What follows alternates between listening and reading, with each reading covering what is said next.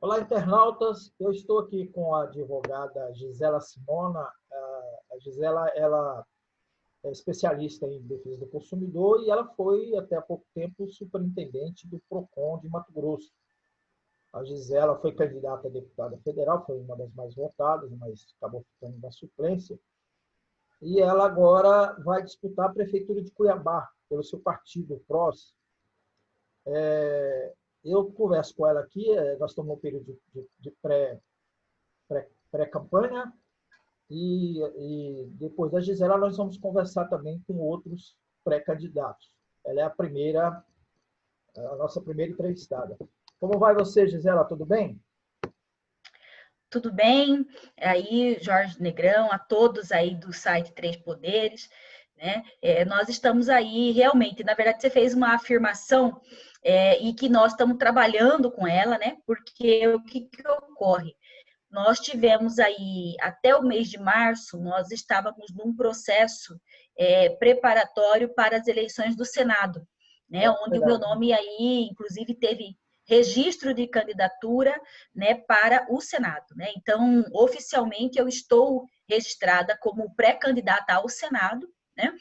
E tivemos aí todos esses fatos que aconteceram de março para cá, onde nós tivemos, inclusive, o senador assumindo, né? Mesmo não tendo aí sido eleito, né, pelo povo, mas por força do STF se tornou senador aí da República.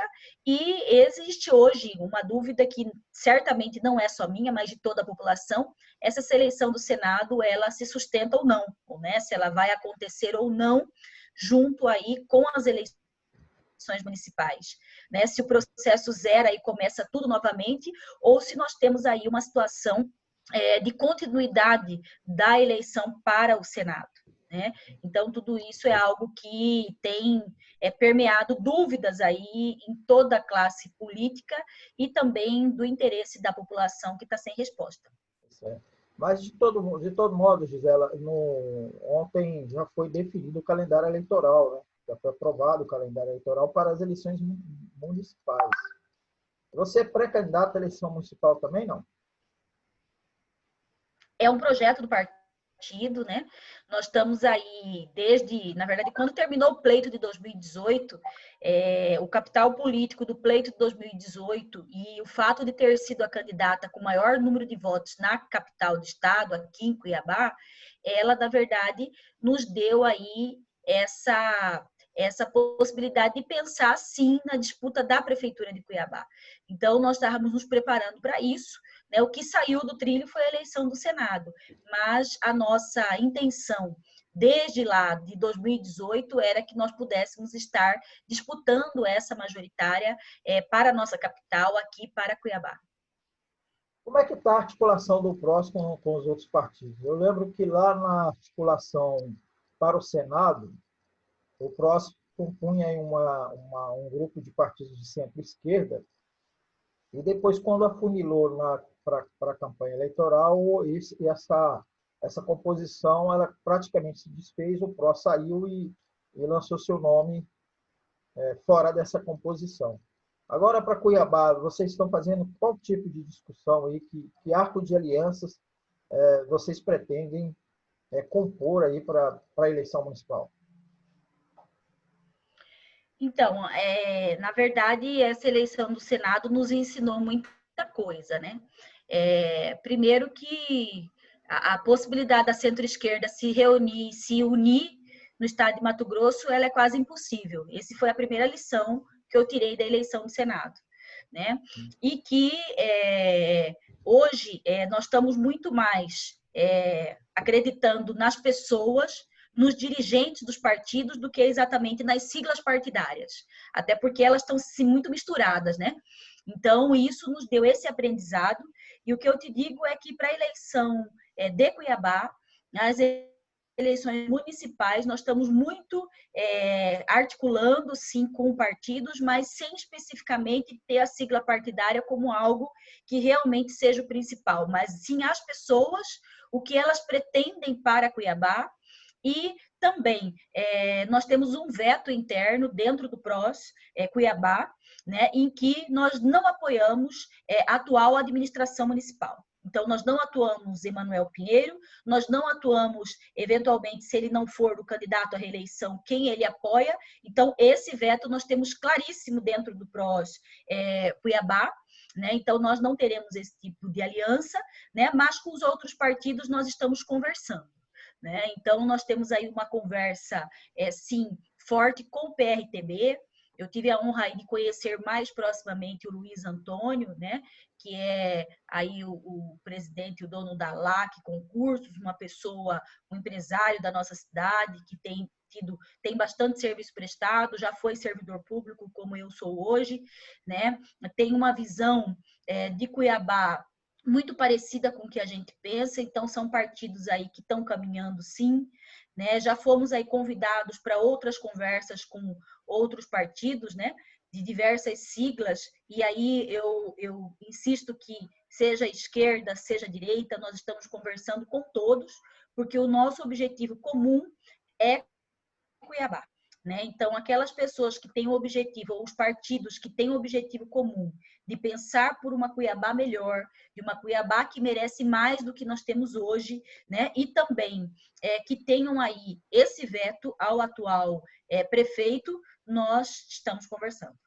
Para os partidos que apoiam o governo de Mauro Mendes, então, por esse critério, supostamente já poderiam também estar nessa agenda de conversas do próximo. Conversar, nós conversamos com todos, né? Mas não há nenhum interesse da nossa parte ou nenhuma proximidade com nenhum dos candidatos do governo do estado. Entendeu? Até porque uma coisa que é muito clara e a população conhece isso, nós estamos aí, o PROS é um partido, sim, que tem vários servidores públicos de várias áreas, da saúde, da segurança pública, da área meio, né? E o desrespeito do governo do estado com o servidor público tem sido muito grande, né? Em tempos de pandemia, nós estamos aí numa discussão da previdência que é muito ruim para o servidor, principalmente o servidor público aposentado, pensionista, né, para as mulheres, né? Então isso tem nos deixado cada vez mais distante de qualquer tipo de aliança com o governo do estado, em razão dessa postura desumana e prejudicial ao trabalhador. Pré-candidata, advogada Gisela Simona, a senhora mencionou a questão aí da aliança de centro-esquerda e disse que é impossível. Né? A prática aí mostrou que é impossível essa possibilidade de aliança. Por quê? O que aconteceu aí lá atrás, né, no início do ano, final do ano passado, início desse ano, né, nessa articulação que estava sendo feita, que desencantou a senhora e desencantou o próximo? Eu vou te dar um exemplo que é público e notório, e eu já conversei com lideranças do partido, e volto a dizer aqui, né? Primeiro e aí o que é muito importante, nós tínhamos ali uma reunião de quase 10, 11 partidos reunidos, né? O PT é um partido que hoje ele vive essa dicotomia e vamos colocar aí, essa polarização, né, de direita e esquerda. O PT tem protagonizado aí essa questão da esquerda e talvez aí com uma diretiva nacional de ter sempre candidatura própria, independente se ele tem o melhor ou o pior candidato. E também numa situação de não definição imediata disso. Embora se tenha diretriz nacional, precisa-se que sempre fala em construção de grupo, mas na última hora aí manteve a candidatura, por exemplo, do deputado Barranco, né, e não se aliou com ninguém. Né? Então, quer dizer, poderia ter feito essa sinalização desde o início para que o grupo não ficasse pendente desse tipo de decisão. Né? Outra situação também que foi pública e notória, né? Eu particularmente, como Gisela Simona, nunca imaginei ver o PCdoB, né, junto aí com Otaviano Pivetta, com todo respeito, mas embora ele esteja num partido de esquerda, né, que é o PDT, nós sabemos exatamente as características, né, desse tipo de mandato, desse tipo de candidatura, né, e é algo que, do ponto de vista ideológico, não parece nada com ele. Então, foram situações aí que eu percebi que a realidade é muito diferente da teoria, né? Então, são os fatos que mostram o que acontece, né? Nós temos aí também, né? Por exemplo, o PSB, que hoje tem a direção do deputado Max Russi, que infelizmente a gente não consegue aí ver uma segurança, né? De que lado que se está. Então, ou de qualquer perfil ideológico dentro do partido. Então, essa situação ela vai nos mostrando que no atual quadro de conjuntura política partidária é muito mais saudável você conversar e alinhar com as pessoas, olhando aí o histórico delas, o passado delas, os compromissos cumpridos e não cumpridos, do que exatamente aí com a sigla partidária. Eu achei interessante essa observação da senhora, porque realmente o desfecho que foi feito lá depois de tanta reunião, depois de tanta conversa, o desfecho que foi feito foi vergonhoso para alguns partidos. Aí já é uma opinião pessoal minha, desculpa interferir aqui na sua entrevista, porque a senhora é entrevistada, né? Mas eu como pessoa, como militante também, Sim. além de antes de ser, né, ou depois de ser jornalista, eu observei isso e foi no mínimo vergonhoso e mostra muito a característica ruim, né? Nada positiva, melhor dizendo, extremamente negativa, dos partidos de centro-esquerda, sobretudo dos partidos de esquerda, né? Que no final demonstram um exclusivismo muito grande e a propensão a fazer alianças com os poderosos, né? Mas pré-candidata, né? Vamos frisar. Gisela, Simona, eu observei na sua fala também duas questões que eu queria que a senhora esclarecesse ou pontuasse melhor, porque política não se faz sem partidos. Eu entendo que a sua estratégia, né, de conversar com as pessoas, ela é importante, até porque o seu nome ele é um nome ecumênico aí do ponto de vista político e ideológico, onde a gente anda, está vendo sempre pessoas de todos os matizes falando do seu nome e tal. A senhora ganhou uma simpatia política muito grande, né, entre o eleitorado, as pessoas, mas não, isso às vezes não funciona muito na política, porque se faz com o partido. Então, eu queria entender quando a senhora diz que, que prefere se articular com as pessoas. Então, esse é o primeiro ponto.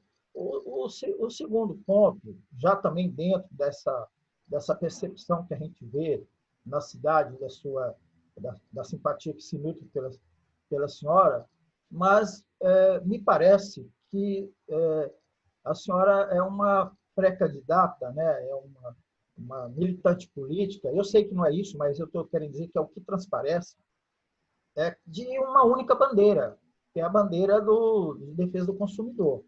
Então, raramente, né, eu acompanho lives que a senhora faz, acompanho eventos que a senhora faz, e tudo está relacionado à questão da defesa do consumidor.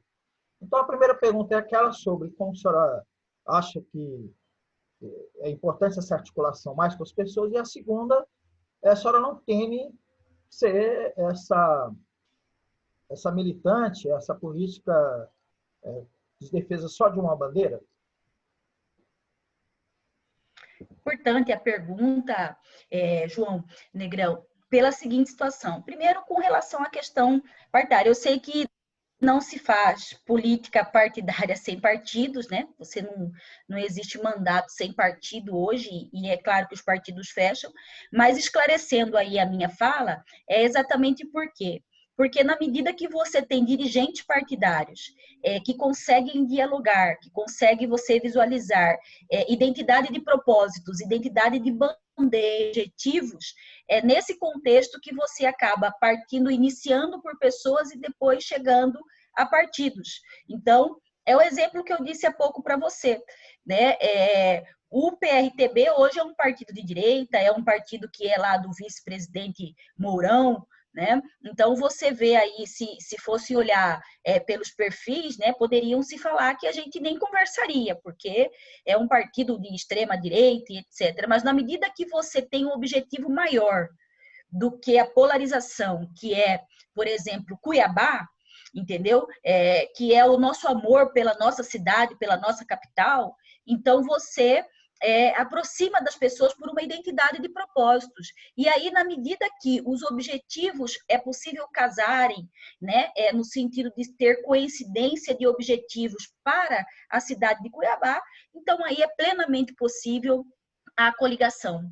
Né? Então, nós temos aí essa conversa, nós estamos aí, em razão do Senado, nós temos uma conversa com o Heron, que é do Rede, né, que foi o partido único dos partidos aí que, na verdade, acabou se coligando com o PROS na eleição do Senado, então nós estamos caminhando juntos ainda, né? Nós temos aí a possibilidade, né, de outras alianças, enfim, né, que estão todas aí dependendo desse amarramento, dessa conversa, né? Eu estou citando aqui partidos que a gente já conversou, mas tem uma lista grande aí de partidos que a gente está conversando, e esse é o primeiro ponto. E com relação a essa linha, o que eu vejo? Na verdade, a defesa do consumidor na verdade, o tema que as pessoas minha história de vida, minha história de trabalho pela cidade de Cuiabá, pelo estado de Mato Grosso, é a defesa do consumidor.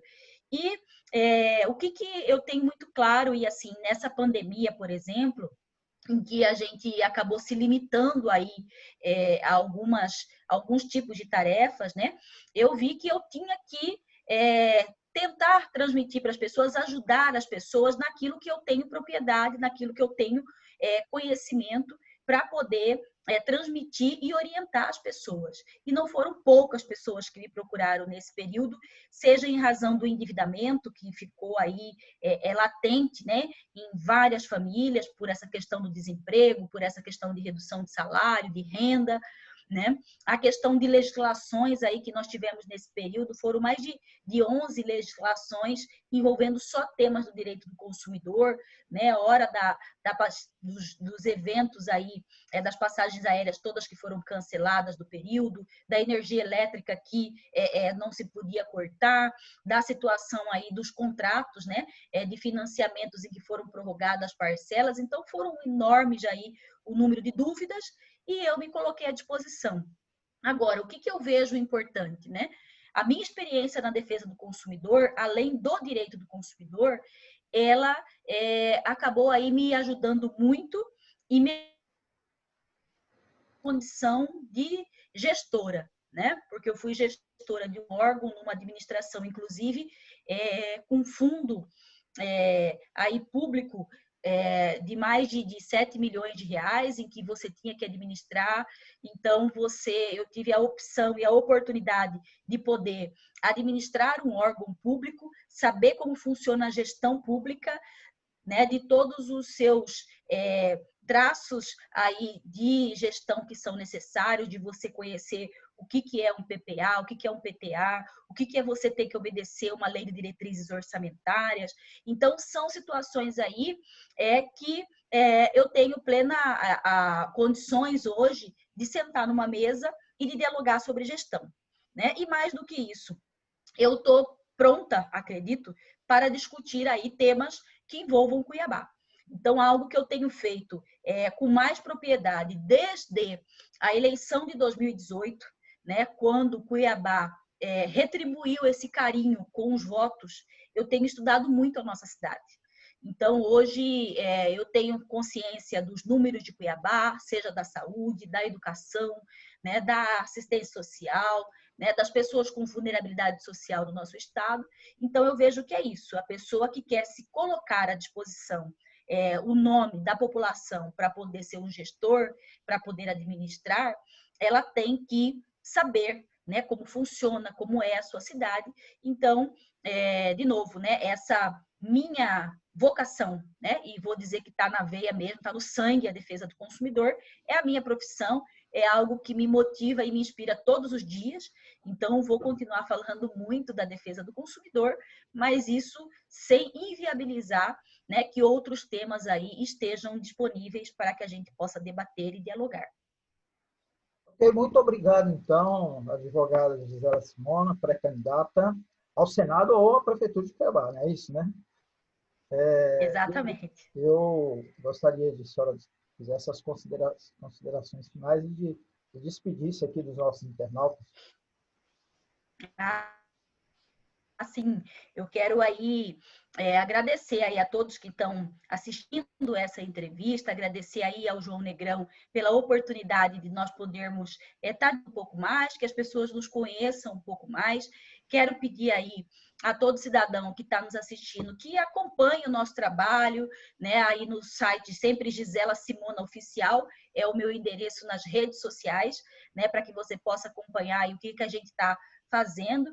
Né? E como eu disse anteriormente, estamos trabalhando muito sim, porque nesse período de pandemia, a questão da defesa do consumidor é um assunto que está no dia a dia de todos, afinal, todos nós somos consumidores, né? E quero dizer também, né, que cada um aí se sinta de alguma forma que está nesse momento perdendo alguém da família, né, alguém que está sofrendo com essa doença, né, que tenha o nosso carinho aí, a nossa acolhida, porque é um momento muito difícil, é um momento aí em que não esperávamos viver, né, e que tem transformado muito aí as relações humanas. Então, é um momento que eu penso que é o momento de nós nos acolhermos, de nós nos abraçarmos, né?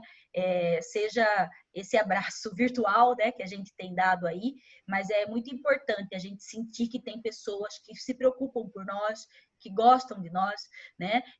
E que possam nos acolher, que pelo menos com palavras. Isso é muito importante nesse momento tão difícil que toda a sociedade mundial, brasileira, mato-grossense, né, e cuiabana passa. Então, a gente precisa estar junto um do outro nesse momento. Ok, doutora Gisela, muito obrigado, então. Boa sorte para a senhora, Eu que sucesso aí, tá? agradeço.